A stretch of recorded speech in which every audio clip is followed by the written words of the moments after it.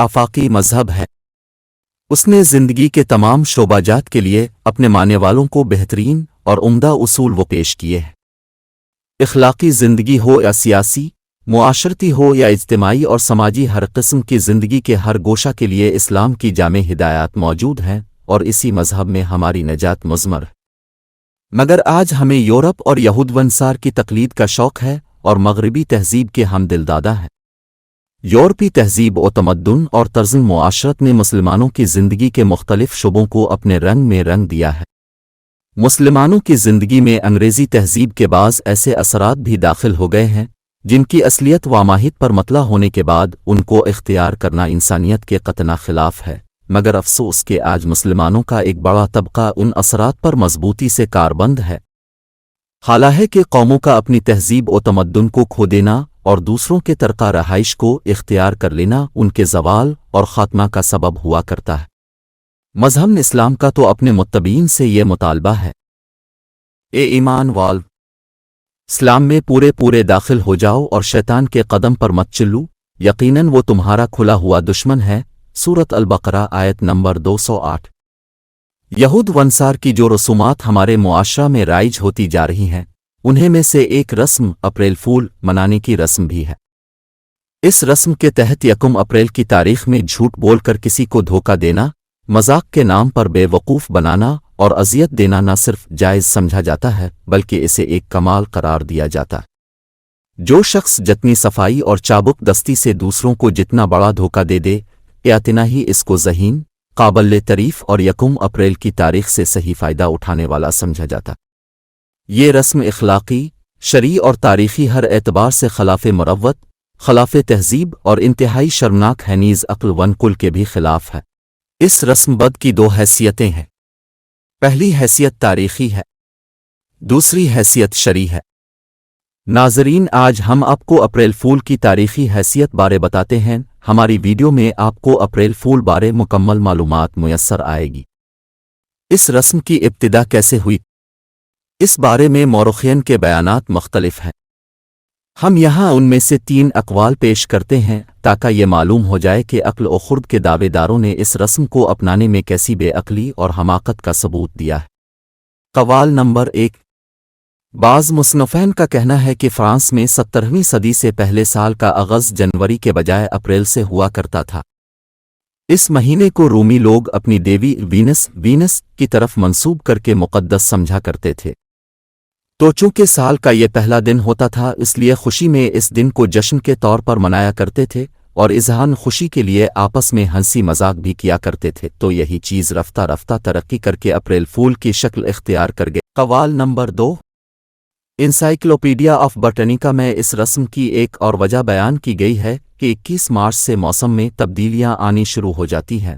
ان تبدیلیوں کو بعض لوگوں نے اس طرح تعبیر کیا کہ معاذ اللہ، قدرت ہمارے ساتھ اس طرح مذاق کر کے ہمیں بے وقوف بنا رہی ہے۔ لہذا لوگوں نے بھی اس زمانے میں ایک دوسرے کو بے وقوف بنانا شروع کر دیا۔ قوال نمبر 3، ایک تیسری وجہ 19ویں صدی عیسوی کی معروف انسائکلوپیڈیا لاروس نے بیان کی ہے اور اسی کو صحیح قرار دیا ہے، جس کا حاصل یہ ہے کہ جب یہودیوں نے حضرت عیسیٰ علیہ السلام کو گرفتار کر لیا اور رومیوں کی عدالت میں پیش کیا تو رومیوں اور یہودیوں کی طرف سے حضرت عیسیٰ علیہ السلام کو تمسخر اور استہزاء کا نشانہ بنایا گیا۔ ان کو پہلے یہودی سرداروں اور فقیہوں کی عدالت میں پیش کیا گیا، پھر وہ انہیں پلاطاس کی عدالت میں فیصلہ کے لیے لے گئے، پھر پیلاطاس نے ان کو ہیرودیس کی عدالت میں بھیج دیا اور بالآخر ہیرودیس نے دوبارہ فیصلہ کے لیے ان کو پیلاطاس ہی کی عدالت میں بھیج دیا۔ لاروس کا کہنا ہے کہ حضرت مسیح علیہ السلام کو ایک عدالت سے دوسری عدالت میں بھیجنے کا مقصد بھی ان کے ساتھ مذاق کرنا اور انہیں تکلیف پہنچانا تھا۔ چونکہ یہ واقعہ 1 اپریل کو پیش آیا تھا، اس لیے اپریل فول کی رسم در حقیقت اسی شرمناک واقعے کی یادگار ہے۔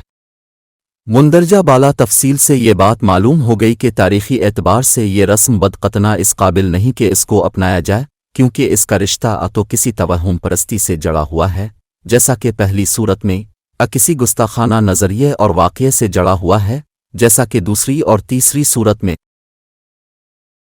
اسلام نے خوش طبعی، مذاق اور بزلہ سنجی کی اجازت دی ہے۔ بارہا رسول اللہ صلی اللہ علیہ وسلم نے اپنے اصحاب کے ساتھ مذاق فرمایا ہے، لیکن اب کا مذاق جھوٹا اور تکلیف دہ نہیں ہوتا تھا۔ حضرت ابو ہریرہ رضی اللہ عنہ سے مروی ہے کہ ایک مرتبہ صحابہ کرام نے نبی کریم صلی اللہ علیہ وسلم سے عرض کیا کہ اے اللہ کے رسول صلی اللہ علیہ وسلم، اب تو ہمارے ساتھ دل لگی فرماتے ہیں۔ آپ نے ارشاد فرمایا کہ میں دل لگی ضرور کرتا ہوں مگر سچی اور حق بات کے علاوہ کچھ نہیں بولتا۔ حضرت عامر بن ربیعہ رضی اللہ عنہ سے روایت ہے کہ ایک شخص نے مذاق میں دوسرے شخص کا جوتا غائب کر دیا۔ نبی کریم صلی اللہ علیہ وسلم کو اس واقعے کا علم ہوا تو اپنے ارشاد فرمایا، کسی مسلمان کو مت ڈراونا، حقیقت میں نہ مذاق میں، کیونکہ کسی مسلمان کو ڈرانا بہت بڑا ظلم ہے۔ امام غزالی رحمت اللہ تحریر فرماتے ہیں کہ مذاق 5 شرطوں کے ساتھ جائز بلکہ حسن اخلاق میں داخل ہے، اور ان میں سے کوئی ایک شرط مفقود ہو جائے تو پھر مذاق ممنوع اور ناجائز ہے۔ مذاق تھوڑا یعنی بقدر ضرورت ہو، اس کا عادی نہ بن جائے، حق اور سچی بات کہے، اس سے وقار اور ہیبت کے ختم ہونے کا اندیشہ نہ ہو، مذاق کسی کی عزت کا باعث نہ ہو۔ بہرحال حاصل یہ ہے کہ جھوٹے اور تکلیف دہ مذاق کی شریعت اسلامیہ میں کوئی گنجائش نہیں، بلکہ اس طرح کا مذاق مذموم ہے۔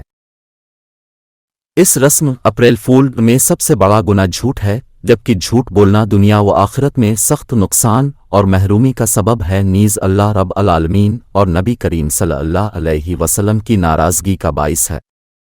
ناظرین، مومنین کا عمل تو ایک دوسرے کے ساتھ خیرخواہی کرنا ہے، لہذا کسی بھی ایمان والے کو دوسروں کے ساتھ دھوکے کا معاملہ نہیں کرنا چاہیے۔ مندرجہ بالا تفصیل کا حاصل یہ ہے کہ اپریل فول بہت سارے بدترین گناہوں کا مجموعہ ہے، لہذا اب ہم مسلمانوں کو خود فیصلہ کر لینا چاہیے کہ آیا یہ رسم بد اس لائق ہے کہ مسلمان معاشرہ میں اپنا کر اس کو فروغ دیا جائے۔